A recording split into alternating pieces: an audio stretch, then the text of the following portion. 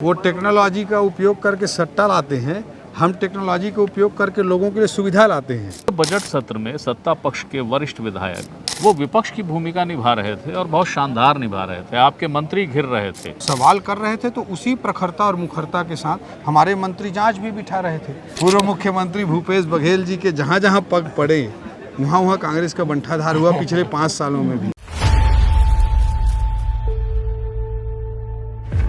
हमारे साथ हैं वित्त मंत्री ओपी चौधरी। ओपी चौधरी जी ने बजट प्रस्तुत किया। बजट के साथ साथ जीएसटी को लेकर भी कुछ बातें हैं। विपक्ष को आरोपों का मुद्दा मिला है, लेकिन उसके साथ साथ ओपी बहुत ही तंज कस रहे हैं हिमाचल से लेकर छत्तीसगढ़ के कई मसलों को लेकर। ओपी सर, आप पे विपक्ष कह रहा है कि जो आपने जीएसटी का प्रावधान रखा है, उस प्रावधान में आपने ऑनलाइन ऐप जोड़ दिया है, यानी टैक्स पटाओ ऑनलाइन ऐप को खोल लो। तो इसको वो महादेव सट्टा से इशारों में जोड़ते हैं। क्या आपकी सरकार कुछ वैसा कर रही है, वैसा कह रही है? वो टेक्नोलॉजी का उपयोग करके सट्टा लाते हैं, हम टेक्नोलॉजी का उपयोग करके लोगों के लिए सुविधा लाते हैं। हम चाहे कोई भी विभाग हो, चाहे जनता को की शिकायतों की बात हो, उनको नक्शा पास कराने के लिए पोर्टल की बात हो, चाहे जल स्तर के मॉनिटरिंग की बात हो, चाहे टैक्स प्रक्रिया में रिफॉर्म की बात हो, सभी जगह हम टेक्नोलॉजी ला रहे हैं ताकि जनता को सुविधाएं बढ़ सकें।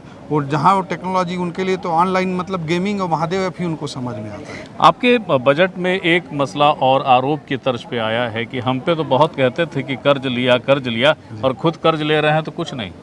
देखिए, हमने जितना 13,000 करोड़ रुपए का कर्ज लिया है और 21,000 करोड़ रुपए केवल कृषक उन्नति योजना, महतारी वंदन योजना और आवास योजना के लिए खर्च करने का इसी बीच में 2 महीने में प्रावधान किया है। आज 2 महीने के भीतर जो छत्तीसगढ़ के खजाने को खोखला करके चले गए थे, आज महज 2 महीने के अंदर हम इस स्थिति में हैं कि हम 14,000 करोड़ रुपए के लगभग कृषि उन्नति योजना में पैसा देने के लिए, महतारी वंदन योजना को 1 क्लिक में देने के लिए, आवास योजना के लिए 4,000 करोड़ रुपए 1 क्लिक में देने के लिए हम 2 महीने के अंदर स्थिति को उत्पन्न किए। तो हम जितना कर्ज लिए उससे 1.5 गुना ज़्यादा गरीबों के आवास के लिए, महतारी वंदन के लिए, किसानों के लिए हम व्यवस्था कर रहे हैं। दूसरी ओर अधोसंरचना विकास के लिए, चाहे सड़क हो, पुल हो, बिलासपुर मेडिकल कॉलेज के लिए 700 करोड़ देने की बात हो, रायपुर मेडिकल कॉलेज के लिए 776 करोड़ देने की बात हो, चिरमिरी रेलवे लाइन के लिए 120 करोड़ देने की बात हो, पेंड्रा रोड से डोंगरगढ़ तक पहुंचने के लिए 300 करोड़ देने की बात हो। इस तरह के अधोसंरचनात्मक विकास के लिए भी हमारी सरकार प्रतिबद्ध है। आपकी ये बजट में सबके लिए कुछ न कुछ है, आपने किसी वर्ग को नहीं छोड़ा। लेकिन एक मूल मसला जो हमेशा जिससे भूपेश बघेल सरकार जवाब देने से बचती रही, वो सवाल मैं आपसे भी कर रहा हूँ। सरकार दे रही है सर, लेकिन सरकार के पास रेवेन्यू आए उसके लिए कौन सा जनरेशन है, क्या है आपके पास? कुछ इस बारे में टेक्नोलॉजी उपयोग करके रिफॉर्म और गवर्नेंस ला करके मानते हैं कि ईमानदार टैक्स पेयर को बढ़ावा मिलेगा और हमारे टैक्स रेवेन्यूज़ भी बढ़ेंगे, क्योंकि हर जगह माफिया राज कांग्रेस ने स्थापित कर रखा था, वो माफिया राज हम समाप्त करेंगे तो निश्चित रूप से टैक्स रेवेन्यू बढ़ जाएगा। पूरे बजट सत्र में सत्ता पक्ष के वरिष्ठ विधायक, जो अभी सिर्फ विधायक हैं, उन्हें अन्य कोई भार साधक दायित्व नहीं मिला है, वो विपक्ष की भूमिका निभा रहे थे और बहुत शानदार निभा रहे थे। आपके मंत्री घिर रहे थे। किस रूप में देखते हैं इसको? ये सत्र में जितने भी प्रश्न आए, जितने भी मुद्दे आए, वो कोई 2 महीने के मुद्दे तो थे नहीं। पिछले 5 साल में कांग्रेस ने जो माफिया राज चलाया था उस पर संबंधित मुद्दे थे। और हमारे जो वरिष्ठ विधायक सवाल कर रहे थे, तो उसी प्रखरता और मुखरता के साथ हमारे मंत्री जांच भी बिठा रहे थे। जो छत्तीसगढ़ की जनता के गाढ़ी कमाई के पैसे के साथ अन्याय हुआ था, उसे दूध का दूध और पानी का पानी करने के लिए, न्याय के लिए अगर जांच का ऐलान हमारे मंत्री कर रहे थे, तो कांग्रेस को क्यों दर्द होना चाहिए?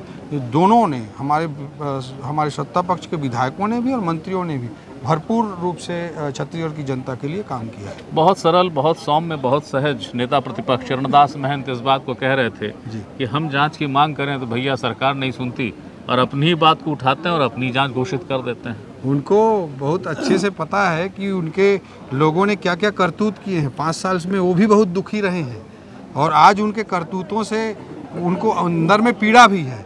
लेकिन क्या करेंगे, पार्टी के पक्ष में उनको मजबूरी है, अपना ड्यूटी निभाना पड़ता है। वो दिहाड़ी ड्यूटी निभा रहे हैं, लेकिन दिल से जानते हैं वो कि कांग्रेस के लोग कैसे कैसे माफिया राज। पीएससी के मुद्दे को लेकर लगातार आप आक्रामक थे, आपने इस इशू को उठाया।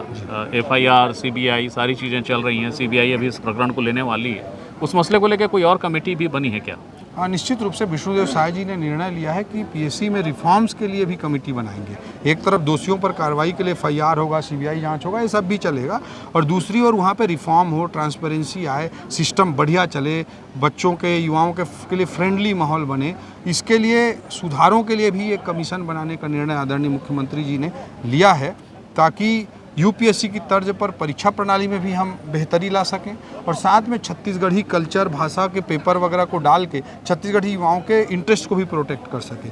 इन दोनों दृष्टिकोण से रिफॉर्म कमीशन भी काम करेगा। नालंदा को लेकर काफ़ी आपके अंदर उत्साह है, और सिर्फ अभी नहीं, जब आप ब्यूरोक्रेट थे आपने दंतेवाड़ा में भी काम किया, अभी भी आपका बजट देखें तो उस पर काफ़ी फोकस है जी। छत्तीसगढ़ को किस रूप में युवाओं को ले जाना चाह रहे हैं आप? क्या इसको यूपी बिहार की तर्ज पे आईएएस और आईपीएस इसका हब बनाने की कोशिश कर रहे हैं? निश्चित रूप से, चाहे आईएएस हो, पीएससी हो, मेडिकल में पीजी की तैयारी हो, सीए की तैयारी हो, लॉ, मीडिया, इकोनॉमिक्स जैसे नए करियर के अपॉर्चुनिटीज़ हो, इन सभी दिशाओं में हमारे युवा एक ऊंची छलांग लगा सकें, इसके लिए टेक ऑफ पॉइंट का काम नालंदा परिसर जैसे प्रोजेक्ट करते हैं। इसलिए रायपुर का नालंदा परिसर, जो पिछली सरकार के समय जब मैं रायपुर का कलेक्टर था, एक सक्सेसफुल मॉडल के रूप में सामने आया, उसको अभी इस बजट में 22 स्थानों पर नालंदा परिसर बनाने का हमने संकल्प लिया है, और इसमें हम काम करेंगे ताकि छत्तीसगढ़ के युवाओं को एक नई ऊंचाई